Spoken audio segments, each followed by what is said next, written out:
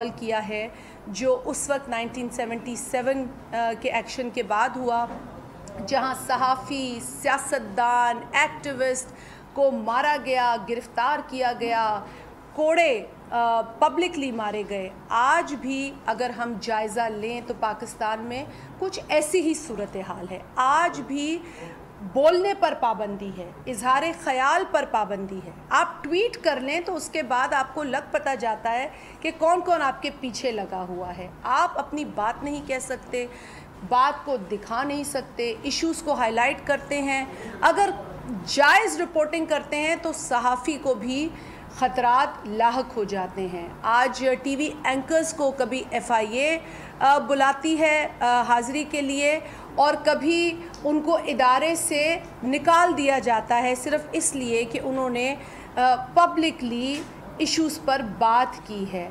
आज ख़वातीन जर्नलिस्ट को हिरासा किया जाता है सिर्फ़ इसलिए कि वो इस हुकूमत की कारकर्दगी पर बात करती हैं, वो रोशनी डालती हैं उनकी नालायकी के ऊपर, उनकी इनकॉम्पिटेंस के ऊपर, और फिर उनको किरदार कुशी का निशाना बनाया जाता है। मुझे अफसोस है कि ये हुकूमत ये समझती है कि इस तरह के हथकंडे, इस तरह की टैक्टिक्स से वो लोगों की ज़बान बंदी कर सकते हैं। इस पर यकीनन अफसोस है, लेकिन उनको किसी भी खुशफहमी में नहीं रहना चाहिए, क्योंकि आप कितनी भी ज़बानबंदी करें, पाकिस्तान का शहरी आज बाशऊर है। आज वो शहरी देख रहा है कि पाकिस्तान के अंदर क्या हो रहा है, महंगाई किस कदर बढ़ चुकी है, आज इज़्ज़त की ज़िंदगी गुजारना पाकिस्तान के अंदर कितना मुश्किल हो चुका है। आज एक बाप अपनी औलाद को डिसेंट एजुकेशन नहीं दे पा रहा, एक माँ अपनी बेटी का जहेज़ इकट्ठा नहीं कर पा रही, इतनी महंगाई हो चुकी है। ये वो इमरान नियाज़ी है जो पाकिस्तान पर आज मुसल्लत किया गया है, जो कहता था कि जब हुक्मरान करप्ट होते हैं तो महंगाई बढ़ती है। आज की महंगाई का आलम यह है कि एक पाकिस्तानी शहरी 2.25 लाख रुपए का मकरूज़ है। आज इमरान अहमद नियाज़ी हमें बताए कि वो कौन सी करप्शन कर रहा है जिससे कि पाकिस्तान में महंगाई इस कदर बढ़ चुकी है। और महंगाई न सिर्फ किसी आम चीज़ के ऊपर बढ़ी है, खाने पीने की अशिया की महंगाई, खाने पीने की चीज़ों पर जो महंगाई है वो बढ़ी है। आए रोज़ तेल की कीमतों में इजाफ़ा हो रहा है, आए रोज़ बिजली की कीमतों में इजाफ़ा हो रहा है। हालिया बिजली के जो कीमत में जो इजाफ़ा हुआ है वो काबिल मज़म्मत है। जिस तरीक़े से ये हुकूमत लोगों का खून चूस रही है, जिस तरीक़े से ये आवाम को दीवार से लगा रही है, वो दिन दूर नहीं है कि इनको इनके तख्त से गिरा कर लोग पटक के नीचे फेंकेंगे। लेकिन इनके ऊपर इस वक्त कोई असर नहीं हो रहा आवाम की चीखों का, कोई असर नहीं हो रहा माओं की बद्दुआओं का, कोई असर नहीं हो रहा उस बूढ़े बाप के रोने का जो भीख मांगने पर मजबूर हो गया है, लेकिन ये कहते हैं कि सब अच्छा है, पाकिस्तान के मुआशी हालात अच्छे हैं, तरक्की हो रही है। किस इलाके में तरक्की हो रही है, हम इनसे ये पूछना चाहते हैं। कौन सा घराना पाकिस्तान का फल फूल रहा है, हम इनसे ये पूछना चाहते हैं। और अफसोस तो ये है कि खैबर पख्तूनख्वा के साबिक वज़ीर आला जो इस वक्त डिफेंस मिनिस्टर है, वो पाकिस्तान के ऐवान में, पार्लियामेंट में खड़े होकर ये दावा करते हैं कि उन्हें कोई गरीब ढूंढ के निकाल के दें पाकिस्तान के अंदर, खैबर पख्तूनख्वा में गुर्बत दिखा दें। क्या वो लोगों की तकलीफ़ों का मजाक उड़ा रहे हैं? क्या वो लोगों के हालात के ऊपर हंस रहे हैं? क्योंकि उनका ये बयान यही ज़ाहिर करता है, ये बेहिस हुकूमत है और ये बेहुसी का मुजाहरा रोज़ करती है। आधा दर्जन प्रेस कॉन्फ्रेंस करने से पाकिस्तान का भला नहीं होता, क्योंकि उन आधा दर्जन प्रेस कॉन्फ्रेंसेस में हुकूमती जो नुमाइंदे हैं वो सिर्फ अपोजिशन को गालियां देते हैं, बाजारू ज़बान इस्तेमाल करते हैं, गालम गलोच करते हैं, बिलो द बेल्ट ज़बान इस्तेमाल करते हैं।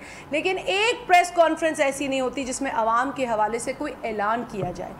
आपने इस PTI हुकूमत के वज़रा की हालत देखी कौमी असम्बली में, आपने देखा कि कुर्सियों पे खड़े होकर वफाकी वज़ीर किताबें फेंक रहे थे, बजट की किताबें, और जब बिलावल भुट्टो जरदारी साहब ने उन्हें बंदर कह दिया तो उन्होंने उसको हज़फ कर दिया कार्रवाई से कि जी ये गैर पार्लिमानी। अगर आप बंदरों की तरह कुर्सियों पे खड़े होकर बजट की किताबें फेंकेंगे तो आपको बंदर ही कहा जाएगा। अगर आप मुअज़्ज़ब पार्लियामेंटेरियन, जिसे हम ऑनरेबल पार्लियामेंटेरियन कहते हैं, उनकी तरह हुकूमती बेंचेस में बैठकर लीडर ऑफ अपोजिशन की तकरीर सुनते तो फिर आपको ऑनरेबल पार्लियामेंटेरियन कहा जाता। लेकिन आप जिस तरीके का जो नमूना दिखाएंगे आपको उन्हीं अलकाब और उसी लक़ब से पुकारा जाएगा। उस पर आप नाराज़गी का इजहार कर देते हैं। अफसोस ये कि वो वफाकी वज़रा जो दुनिया के ममालिक के साथ बैठकर कभी MOUs कभी डायलॉग में शरीक होते हैं, वो नेशनल असेंबली के फ्लोर पर इस किस्म की हरकत करते हुए नज़र आए। उसमें आप काबीना का जो भी मिनिस्टर उठाएं, तकरीबन सारे अहम मिनिस्टर्स उसमें मौजूद थे, खा वो डिफेंस मिनिस्टर हों, कम्युनिकेशन मिनिस्टर हों, एजुकेशन मिनिस्टर हों, ह्यूमन राइट्स मिनिस्टर हों, क्लाइमेट चेंज मिनिस्टर हों, ये वो तमाम मिनिस्टर्स थे। देखें, ये मिनिस्टर्स हैं। जब ये नेशनल असेंबली में बैठते हैं तो इनको आइन पर लिया हुआ हलफ याद होना चाहिए।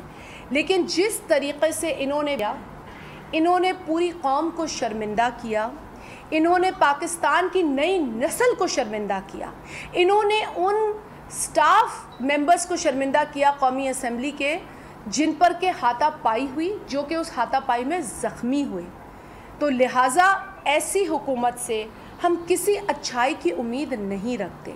और यही वजह है कि जब पाकिस्तान पीपल्स पार्टी के चेयरमैन जनाब बिलावल भुट्टो जरदारी साहब ने कौमी असम्बली के फ्लोर पर खड़े होकर अपनी बजट तकरीर के दौरान ये मुतालबा किया कि अफ़गानिस्तान के इशू के ऊपर पार्लियामेंट को एतमाद में लिया जाए, अफ़गानिस्तान में जो कुछ होगा उसके असरात पाकिस्तान और पाकिस्तान में रहने वालों पर मुरतब होंगे, लिहाजा अफ़गानिस्तान पर फ़ॉरेन ऑफिस के एक कमरे में बैठकर फ़ैसले ना किए जाएं, बल्कि पाकिस्तान के इलेक्टेड नुमाइंदों की पार्लियामेंट के अंदर इस इशू को लाया जाए, इस पर बहस की जाए, इस पर ब्रीफिंग दी जाए और हमें बताया जाए।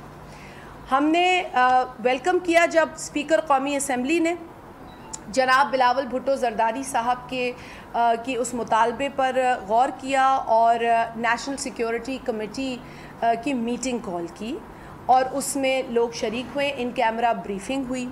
उस इन कैमरा ब्रीफिंग में जो मालूमात मुझे हासिल हैं, अगर कोई समझदार आवाज़ थी या समझदार सजेशंस दी गई तो वो सिर्फ़ और सिर्फ पाकिस्तान पीपल्स पार्टी के चेयरमैन जनाब बिलावल भुट्टो जरदारी साहब की जानिब से दी गई। उन्होंने इशू पर बात की, उन्होंने इस खित्ते को लाहक ख़तरात पर बात की, उन्होंने याद दिलाया उस मीटिंग के अंदर, जिस पर उन्होंने ट्वीट भी किया कि 2002 के अंदर नेशनल सिक्योरिटी काउंसिल की एक ड्राफ्ट रेजोल्यूशन। कराची में रहनुमा पीपल्स पार्टी इस वक्त न्यूज़ कॉन्फ्रेंस कर रही हैं, इस बारे में आपको आगाह करते रहेंगे।